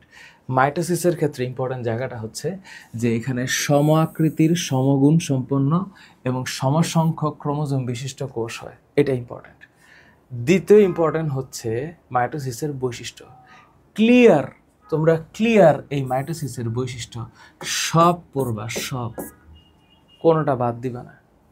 তৃতীয়ত হচ্ছে মাইটোসিস কোথায় হচ্ছে, তাহলে তুমি বলবা কাণ্ড, মূলের অগ্রভাগ, ভ্রূণমুকুল, বর্ধনশীল পাতা, এই বেলাতে যেখানে বড় হবে। আচ্ছা, ইম্পর্ট্যান্ট লাইনগুলো আমি দাগাই দিই। দেখো ইম্পর্ট্যান্ট আরেকটা জিনিস, সেটা হচ্ছে কোথায় কোথায় মাইটোসিস হয় না। Very important. হয় না হচ্ছে প্রাণীর স্নায়ুকোষে, সেন্ট্রিওল নাই। পরিণত লোহিত রক্তকণিকায়, সেন্ট্রিওল নাই, কিচ্ছু নাই, বিভাজন হয় না। অনুচক্রিকা, রক্তকণিকা। উদ্ভিদের স্থায়ী টিস্যুর কোষে, কোন টিস্যু? উদ্ভিদের স্থায়ী টিস্যুর মধ্যে জাইলেম আর ফ্লোয়েম। সাধারণত এগুলো বিভাজিত হয় না। সিগন্যাল বিভাজিত হয় না। আচ্ছা, এ ধরনের বিভাজন হয় না। এরপরে মাইটোসিস বিভাজনটি 2টি পর্যায়ে সম্পন্ন হয়। এই লাইনটার কাছে আমি আসতে যাচ্ছিলাম। তাহলে এই যে এখানে বলছে না 2টা পর্যায়, তোমরা ভুল করে আবার prophase, prometaphase, metaphase, anaphase, telophase মনে করে 5টা পর্যায়ে দিও না। তাইলে এখানে মাথা রাখতে হবে একটা কি, নিউক্লিয়াসের বিভাজন আর একটা সাইটোপ্লাজমের বিভাজন। নিউক্লিয়াসের বিভাজনকে ক্যারিওকাইনেসিস বলে। ক্যারিয়ন মানে নিউক্লিয়াস, কাইনেসিস মানে বিভাজন। আর সাইটোপ্লাজমের বিভাজনকে সাইটোকাইনেসিস বলে। এটা একটা কেমন পদ্ধতি? ধারাবাহিক পদ্ধতি। তাহলে প্রস্তুতিমূলক কাজ করতে হয়। এই যে প্রস্তুতিমূলক কাজ যে হয়, কোষ বিভাজন শুরু হওয়ার আগে নিউক্লিয়াসকে কিছু প্রস্তুতিমূলক কাজ করতে হয়, এটার নাম ইন্টারফেস। এটা সিকিউর কতে আসবে, কতে মন থাকবে ইন্টারফেজের কথা। তাহলে অপশনটা যাই হোক, এখানে রাইট অ্যান্সার হবে 2টা। বুঝতে পারছি? আচ্ছা, ভালো কথা। কোষ বিভাজনের কোন পর্যায়ে নিউক্লিয়াস আকারে বড় হয়? অবশ্যই প্রোফেজ, নিউক্লিয়াস আকারে বড় হয়। কেন? এই যে যখন ক্যারিওকাইনেসিসের গল্প আসবে তখন বুঝতে হবে যে ক্যারিওকাইনেসিস 5 ধাপে হচ্ছে, এবং 5টা ধাপের বানান তুমি জানো, মিনিংও তুমি জানো। এবার স্যার ছবি আঁকা ফরজ, ফরজে কে ফায়া। আচ্ছা, এবার আসি। তাহলে স্যার এই যে এখানে লেখা আছে কোষের নিউক্লিয়াস আকারে বড় হয়, তাহলে প্রোফেজ ধাপে নিউক্লিয়াস আকারে বড় হয়, এটা বুঝলাম। এখানে লেখা উচিত ছিল সবচেয়ে বড় পর্যায়ে বা দীর্ঘস্থায়ী পর্যায়ে, ওইটা এখানে নাই। আমি এখানে জাস্ট একটু লিখে দিলাম কোন জায়গায় যুক্ত হচ্ছে, সেন্ট্রোমিয়ারে যুক্ত হচ্ছে। তাহলে স্যার আমার অপশনের অ্যান্সার কি? প্রোফেজ। কোষ বিভাজনে কোন ধাপে নিউক্লিয়াস প্রায় বিলুপ্ত হয়? প্রায়, এটা অত্যন্ত মানে কনফিউজিং কোয়েশ্চেন। এটা প্রোফেজে হইতে পারে, প্রোমেটাফেজে হইতে পারে। যদি প্রায় বিলুপ্তির কথা বলে তাহলে অ্যাকর্ডিং টু ইউর বুক এটা প্রোমেটাফেজ হওয়ার কথা। কেন হওয়ার কথা? এই যে প্রোমেটাফেজ, হ্যাঁ, এখানে কিন্তু কোনো এক জায়গায় প্রোমেটাফেজ না, এখানে দেখো একটা লাইন তোমার বইয়ে, এই যে প্রায় বিলুপ্ত হয়, কিন্তু পুরোপুরি বিলুপ্ত মেটাফেজে হয়। এটা ক্লাস 9-10-এর একটা কনফিউজিং কোয়েশ্চেন। তো এখানে কি হবে? একটা স্পিন্ডল যন্ত্র তৈরি হবে, স্পিন্ডল যন্ত্র তৈরি হবে। আচ্ছা, ভালো কথা। মাইটোসিসের কোন ধাপে তাহলে যন্ত্র তৈরি হয়? প্রোমেটাফেজে। মাইটোসিস বিভাজনের কোন ধাপে অপত্য ক্রোমোজোম সৃষ্টি হয়? অপত্য ক্রোমোজোম খুব সেন্সিটিভ একটা কথা, যেখানে সেন্ট্রোমিয়ারটা ভাঙবে এবং সেই অপত্য ক্রোমোজোম মেটাফেজেই হবে। কেমনে? এবার আসি। এবার একটু বইটার মধ্যে দেখা দরকার। দেখো, আচ্ছা, এখানে একটা জিনিস মাথায় রেখো যে ট্র্যাকশন ফাইবারের এক একটা, ওই যে ট্র্যাকশন বা আকর্ষণ তন্তু কোনটা, যেখানে সেন্ট্রোমিয়ার লাইগা থাকে। এই যে এইখানে দেখো এই ক্রোমোজোমগুলো সবচেয়ে খাটো মোটা দেখা যায়, এখানে কিছু লেখা নাই, কিন্তু আহারে কষ্ট লাগতেছে। এই যে প্রতিটি ক্রোমোজোমের সেন্ট্রোমিয়ার 2 ভাগে বিভক্ত হয়ে যায়, ফলে প্রত্যেক ক্রোমাটিড একটি করে সেন্ট্রোমিয়ার থাকে। এখন এই অবস্থায় প্রতিটি ক্রোমাটিডকে অপত্য ক্রোমোজোম বলে। এটা একটা মিসকনফিউশন। মিসকনফিউশন বলতে এটা অ্যাকচুয়ালি মিস ইনফরমেশন বা confusion, sorry for my English word. এই অপত্য ক্রোমোজোম যে বলে, এই অপত্য ক্রোমোজোমের ঘটনাটা আসলে মেটাফেজে হয়। তো এখানে গিয়ে আসলে অ্যানাফেজের কথা বলছে, কিন্তু আসলে এটা মেটাফেজ হবে। কিন্তু তোমাদের বইয়ে যেহেতু আছে, তো ওই বোর্ড বই হিসাব করতে গেলে অ্যান্সারটা এটা হওয়া উচিত। কিন্তু ইন্টারে গিয়ে তোমরা পড়বা যে মেটাফেজেই ভাগ হয়ে যায়, অ্যানাফেজে দৌড় দেয়, অ্যানাফেজে কেবল দৌড় দেয়। কিন্তু তোমাদের বই হিসাবে এখনকার অ্যান্সার অ্যানাফেজ। মাইটোসিসের কোন ধাপে ক্রোমোজোমগুলো ভিএল যে আকৃতি ধারণ করে? সবাই জানে যে এটা অ্যানাফেজ হবে, গতি পর্যায়ে। টেলোফেজ ধাপে নিউক্লিয়ারিটিগুলো গঠিত হয়, ক্যারিওকাইনেসিসের সমাপ্তি ঘটে, কথা সত্য। অপত্য ক্রোমোজোম কেন্দ্রে থাকে। একটু দেখি তোমাদের বইয়ের কথাগুলো একটু বেশি ইম্পর্টেন্ট। কেন? এই যে টেলোফেজে দেখো লেখা আছে অপত্য ক্রোমোজোমগুলো বিপরীত মেরুতে এসে পৌঁছায়, বুঝলাম। নিউক্লিয়ার পর্দা নিউক্লিয়াসের পুনঃ আবির্ভাব ঘটে, এটাও বুঝলাম। ক্রোমোজোমগুলো সরু লম্বা আকার ধারণ করে, তাও ঠিক আছে। এবং ক্যারিওকাইনেসিসের সমাপ্তি ঘটে। তার মানে বইয়ের লাইন যদি আমি হিসাব করি, তাহলে এখানে অপত্য ক্রোমোজোম কেন্দ্রে থাকে এরকম কোনো লাইন এখানে নাই, নাই, আমি দেখি নাই। অপত্য ক্রোমোজোম কেন্দ্রে থাকে, বিপরীত মেরুতে পৌঁছায়, তো কেন্দ্রে তো থাকবে না। তাহলে এখানে রাইট অ্যান্সার হচ্ছে 2 ও 3, 2 ও 3। এরপর মিওসিস। তার মানে আমি যতটুকু এমসিকিউ দেখাইলাম এটা যথেষ্ট বলে মনে হচ্ছে আমার কাছে। আর মিওসিসে হইল কি মূলক কোষ বিভাজন, হ্রাসমূলক কোষ বিভাজন, হ্রাসমূলক কোষ বিভাজন। তার মানে এটা কি? Reductional cell division. এইবার প্রশ্ন হচ্ছে, এইটা একটা কোষ, কোষের ভিতরে এই হইল নিউক্লিয়াস। এই নিউক্লিয়াসে আমার বডিতে জনন মাতৃকোষ 46টা ক্রোমোজোম আছে। তো 46টা ক্রোমোজোম থেকে 4টা করে কোষ সৃষ্টি হইতে একটা সময় লাগে মিওসিসে। তাহলে মিওসিস হইতে গেলে প্রথমে যেটা হইতে হবে, প্রথমে আগে 2টা ভাগ হবে, এই একটা এই একটা, 2টা ভাগ হবে। তাহলে 1 2, তাহলে এইখানে অবশ্যই 23টা এবং এখানে 23টা ক্রোমোজোম হবে। ঠিক সেম ভাবে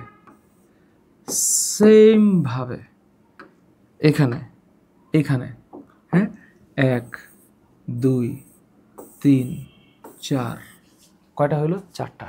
এখন 4টা যদি হয় তাহলে এখানেও 23 23 23 23, 23টা ক্রোমোজোম। তাহলে এই যে এখানে 23টা ক্রোমোজোম হইল, 23টা ক্রোমোজোম হইল, খুব খেয়াল। তাহলে এইটার নাম হচ্ছে মিওসিস 1 আর এইটার নাম হচ্ছে মিওসিস 2। তাহলে এইটার নাম হইল মিওসিস 1 আর এইটার নাম হইল মিওসিস 2। এবং মাঝখানে যে একটা দশা আছে এটা তোমরা সামনে গিয়া পড়বা, যে মিওসিস 1 আর মিওসিস 2 এর মাঝে যে স্টেজটা থাকে তার নাম হচ্ছে ইন্টারকাইনেসিস। শব্দটা হচ্ছে ইন্টারকাইনেসিস। তাহলে যেই কোষে এই বিভাজনটা হচ্ছে তার নাম হইল জনন মাতৃকোষ। এই হলো মিওসিস। তাহলে স্যার মিওসিসের বৈশিষ্ট্য আছে না, পড়া লাগবে না? লাগবে। মিওসিসের বৈশিষ্ট্যের মধ্যে জনন মাতৃকোষ আর হ্যাপ্লয়েড জীবের জায়গোটে মিওসিস ঘটে। এই লাইন আবার তোমাদের জন্য ডিফিকাল্ট। হ্যাপ্লয়েড জীব কোনটা? একপ্রস্থ ক্রোমোজোম বিশিষ্ট জীব। একটা থেকে কয়টা হবে? 4টা। মনে রাখো, আপাতত মনে রাখো, ক্রোমোজোম একবার বিভক্ত হয়, এটা সত্য, কিন্তু নিউক্লিয়াস 2বার ভাঙে। সৃষ্ট 4টি কোষের নিউক্লিয়াসে কয়টা কোষ? 4টা কোষের নিউক্লিয়াসে ক্রোমোজোম সংখ্যা মাতৃ নিউক্লিয়াসের ক্রোমোজোম সংখ্যার অর্ধেক, ক্রোমোজোম সংখ্যার হাফ হয়ে যাবে। তো যেহেতু হাফ হবে তাই এইটার নাম রিডাকশনাল সেল ডিভিশন।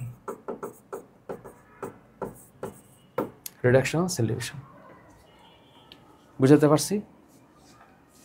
এবার আমারে বলো মিওসিস কোথায় হয়? একটা সহজ লাইন বই থেকে আমি একটু দেখাই, একটা সহজ লাইন। হ্যাঁ, এখানে যে সাইটোকাইনেসিস আছে পড়ে একটু, এরপরে যে মিওসিস, এই যে মিওসিস এখানে একটা শব্দ আছে, শব্দটা হইল এই আচ্ছা, এটার মিওসিসের বৈশিষ্ট্য হল এই যে মিওসিস কোথায় হয়। যদি মিওসিস কোথায় হয় প্রশ্নটা হয়, তাহলে আমি একদম মনে করো যে এটা আর আমি কি ব্যাখ্যা করব। ধর আমি এখান থেকে একটু টান দিলাম, টান দিয়া ওরা একটু নিয়ে আসলাম এখানে, ঠিক আছে, এইখানেই হয় মিওসিস। কোথায় হচ্ছে মিওসিস? হইল কোথায়? যে মিওসিস কোষ বিভাজন ডিপ্লয়েড জীবের জনন কোষে। কোন কোষে? জনন কোষ। এটাকে ইংলিশে গ্যামিট অর গ্যামেটিক সেল বলে। জনন মাতৃকোষে ঘটে। সপস্য উদ্ভিদের পরাগধানী এবং ডিম্বকের মধ্যে, উন্নত প্রাণীদের শুক্রাশয় ডিম্বাশয়ের মধ্যে। এই যে শুক্রাশয়, মানে আমাদের কথা বলছে, এই শুক্রাশয়কে আমরা ইংলিশে টেস্টিস বলি আর ডিম্বাশয়কে ইংলিশে ওভারি বলি। টেস্টিস থেকে যেটা উৎপন্ন হয় তার নাম হচ্ছে স্পার্ম, ওভারি থেকে যেটা উৎপন্ন হয় তার নাম ওভাম। স্পার্ম মানে শুক্রাণু আর ওভাম মানে ডিম্বাণু। হ্যাপ্লয়েড জীবের জায়গোটে মিওসিস ঘটে। This is sensational important. Haploid জীবের জায়গোটে মিওসিস বিভাজন ঘটে। তাহলে মিওসিস না হইলে অর্ধেক হইতো না। আচ্ছা, মিওসিস নিয়ে আরো অনেক কথা আছে সামনে। তো নিচের কোনটিতে মিওসিস ঘটে? অফকোর্স জনন মাতৃকোষে। সপুষ্পক উদ্ভিদের মিওসিস কোথায় ঘটে? সপুষ্পক উদ্ভিদের মিওসিস ঘটবে পরাগধানীতে, না পরাগরেণুতে। স্যার কোথায়? এই যে একটা লাইন আছে, সপুষ্পক উদ্ভিদের পরাগধানী ও ডিম্বকের মধ্যে। এই যে পরাগধানী, আগেরটাই ঠিক ছিল, সরি মাই মিস্টেক। পরাগধানীতে কারণ এখানে পরাগরেণু সৃষ্টি হবে, পরাগরেণুতে না পরাগধানীতে। মিওসিস কোষ বিভাজনের সময় জনন মাতৃকোষে পরপর কয় ধাপে বিভাজিত হয়? মিওসিস কোষ বিভাজনের সময় জনন মাতৃকোষ পরপর কয় ধাপে বিভাজিত হয়? পরপর 2 ধাপে বিভাজিত হয়, মিওসিস 1, মিওসিস 2। ওই বিভাজনের প্রকৃতি কী রূপ? ওই বিভাজন মানে কোনটা? এটা হলো মাইটোসিস, আর এটা হলো মিওসিস। এবং সম্ভবত কিছু একটা আছে এখানে যদি পি বলে তাহলে এটা হলো সমবিভাজন, তাহলে পি এটা হলো সমবিভাজন। আর যদি কিউ হয় তাইলে এটা হচ্ছে হ্রাসমূলক বিভাজন। এখানে অস্বাভাবিক নাই আর দ্বিবিভাজন নাই। অস্বাভাবিক হইলে যেটা হবে সেটা হচ্ছে ক্যান্সার, আর দ্বিবিভাজন এটা হচ্ছে অ্যামাইটোসিস।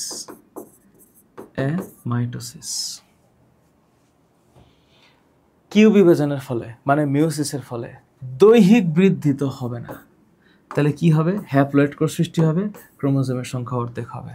তাহলে রাইট অ্যান্সার 2 আর 3। বংশগতি নির্ণয় ক্রোমোজোম। এইবার একটু 5-7 মিনিট বেশি সময় নিব। কেমনে? আমি ধরলাম এটা হচ্ছে বাবা আর এটা হচ্ছে মা।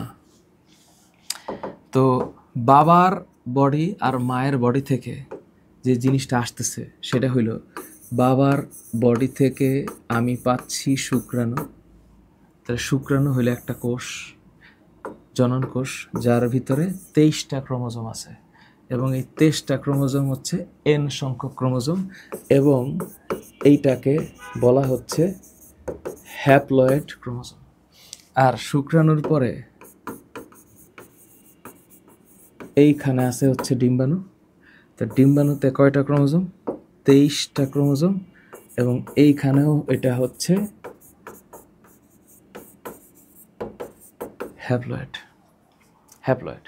এইবার বাবা এবং মা যখন মিলিত হবে নিষেক করার জন্য, তখন এইখানে যে মিলিত কোষটা হবে এইটার নাম হইল জাইগোট। এইটার নাম হইল জাইগোট।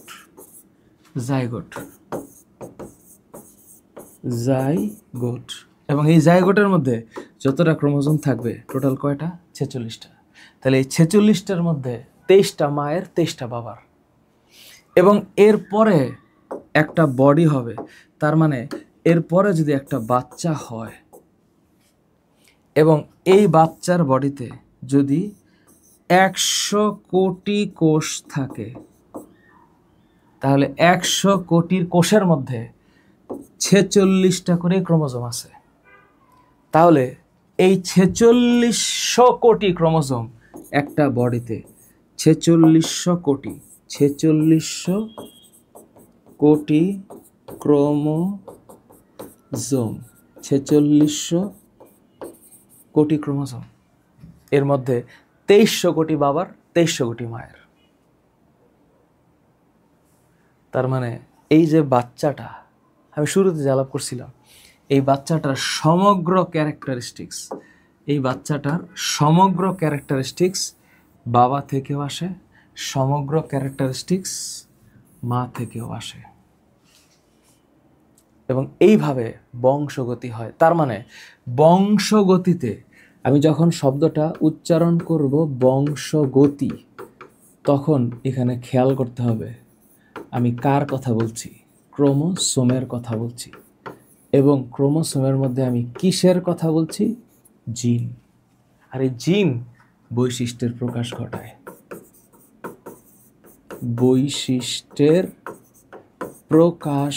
ঘটায়। এই হইল পড়া। এবং তারপর নিউক্লিক অ্যাসিড, যখন আমি একটা কোষের কথা বলবো, একটা সিম্পল একটা কোষের চেহারা তোমাদেরকে একটু দেখাই। মনে করো একটা ক্রোমোজোমের চেহারা কেমন হইতে পারে? একটা ক্রোমোজোমের চেহারা এমন হয় যে এই হলো ক্রোমোজোম। তো ক্রোমোজোমের ভিতরে কিন্তু এই যে এইখানে একেবারে পেঁচানো যে সুতার মতো যে অংশটা দেখা যাচ্ছে না, এই যে পেঁচানো সুতার মতো অংশটা, এইটার নাম হচ্ছে ক্রোমাটিন। তারপর এখানে অনেকগুলো পাথরবন্দি মনে হচ্ছে না? এটাকে যদি আমি আরেকটু তোমাদেরকে ভেঙে দেখাই, পাথর, এই যে পাথর, এই পাথরের মধ্যে এটা আসলে পাথর না, এগুলা সব হচ্ছে এক একটা প্রোটিন, এবং এই প্রোটিনের নাম হচ্ছে হিস্টোন প্রোটিন। এই প্রোটিনের নাম হিস্টোন প্রোটিন। তো এই যে ক্রোমাটিন, এটা হচ্ছে ক্রোমাটিন মানে চিকন সুতা। তো চিকন সুতা, এরপরে যদি চিকন সুতার ভিতরে ঢুকি, তাহলে চিকন সুতার ভিতরে ঢুকলে এই রকমের একটা ডাবল হেলিক্স পেঁচানো সিঁড়ির মতো একটা চেহারা দেখা যাবে, আর এই জিনিসটার নাম হলো ডিএনএ। এগুলো অনেক কথা, অনেক লম্বা কথা, আস্তে আস্তে বলবো। তো ডিএনএ কেন? কারণ এই চেহারাটা হইলো, ডিএনএর চেহারাটা হইলো এমন, ডিএনএর চেহারাটা হইলো এমন। আর যদি তুমি আরএনএর চেহারা বলো, আরএনএর চেহারাটা হচ্ছে সিম্পল একটা প্যাচ, আর কিছু না। তাহলে এই যে ডিএনএ, এই ডিএনএ জিনিসটা হইল দ্বিসূত্রক। এই ডিএনএ জিনিসটা হইল দ্বিসূত্রক, আর আরএনএ এটা হইল এক সূত্রক। তোমরা সামনে 9-10-এ ইনশাআল্লাহ বায়োলজি বইয়ের 12 নম্বর অধ্যায়ে এটার ডিটেল পড়বা। আপাতত জানা রাখো, এখানে অ্যাডেনিন, থায়ামিন, সাইটোসিন আর গুয়ানিন থাকে নাইট্রোজেন ক্ষারক হিসাবে। সো এই যে ডিএনএ, এটার ফুল ফর্ম হচ্ছে ডিঅক্সিরাইবো নিউক্লিক অ্যাসিড। এখানে 3টা জিনিস থাকে, পেন্টোজ সুগার। আমি এখানে লম্বা করতে পারবো না ক্লাসটা, তাহলে এটা নিয়ে কথা শুরু করলে আবার 1 ঘন্টা লাগবে। তারপর 2 নাম্বার হচ্ছে নাইট্রোজেন ক্ষারক, আর 3 নাম্বার হচ্ছে অজৈব ফসফেট, অজৈব ফসফেট। তাহলে এই যে পেন্টোজ সুগার, নাইট্রোজেন ক্ষারক আর অজৈব ফসফেট, এটা মিলে ডিএনএ হয়। তাহলে অ্যাডেনিন আর থায়ামিনের মাঝে ডাবল বন্ড, সাইটোসিন আর গুয়ানিনের মাঝে ট্রিপল বন্ড, থায়ামিন আর অ্যাডেনিনের মাঝে ডাবল বন্ড, সাইটোসিন আর গুয়ানিনের মাঝে ট্রিপল বন্ড। আস্তে আস্তে পড়বা, একটু জেনে রাখো আপাতত। এই হলো ডিএনএ আর এই হলো আরএনএ। এবং এই ডিএনএ আরএনএর মধ্যে আমি যদি একটা ছোট্ট ডিএনএর একটা স্ট্রাকচার চিন্তা করি, দেখা গেছে এই ডিএনএর এই এতটুক অংশ মিলে, ছোট একটা অংশ মিলে জিন হয়, এবং এটা ফিক্সড অংশ জিন। এই জিনের ইংলিশ শব্দটা হচ্ছে জিন, এবং এই জিন বংশগতির মানে মূল ভিত্তি। যদি ভৌত ভিত্তি বলে বংশগতির, বংশগতির ভৌত ভিত্তি, ভৌত ভিত্তি যদি বলে, তাইলে এইটার এক নামে উত্তর হচ্ছে ক্রোমোজোম। আর যদি বংশগতির রাসায়নিক ভিত্তি বলা হয়, রাসায়নিক ভিত্তি, তাহলে এটা হচ্ছে ডিএনএ।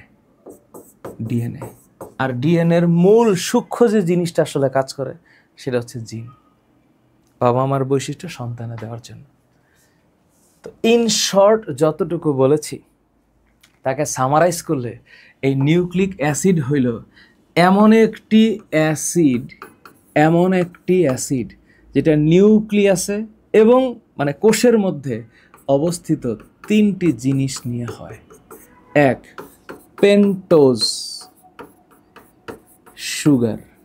আপাতত একটু মনে রাখো, পেন্টোজ সুগার মানে হইল 5 কার্বন সুগার, 5 কার্বন সুগার।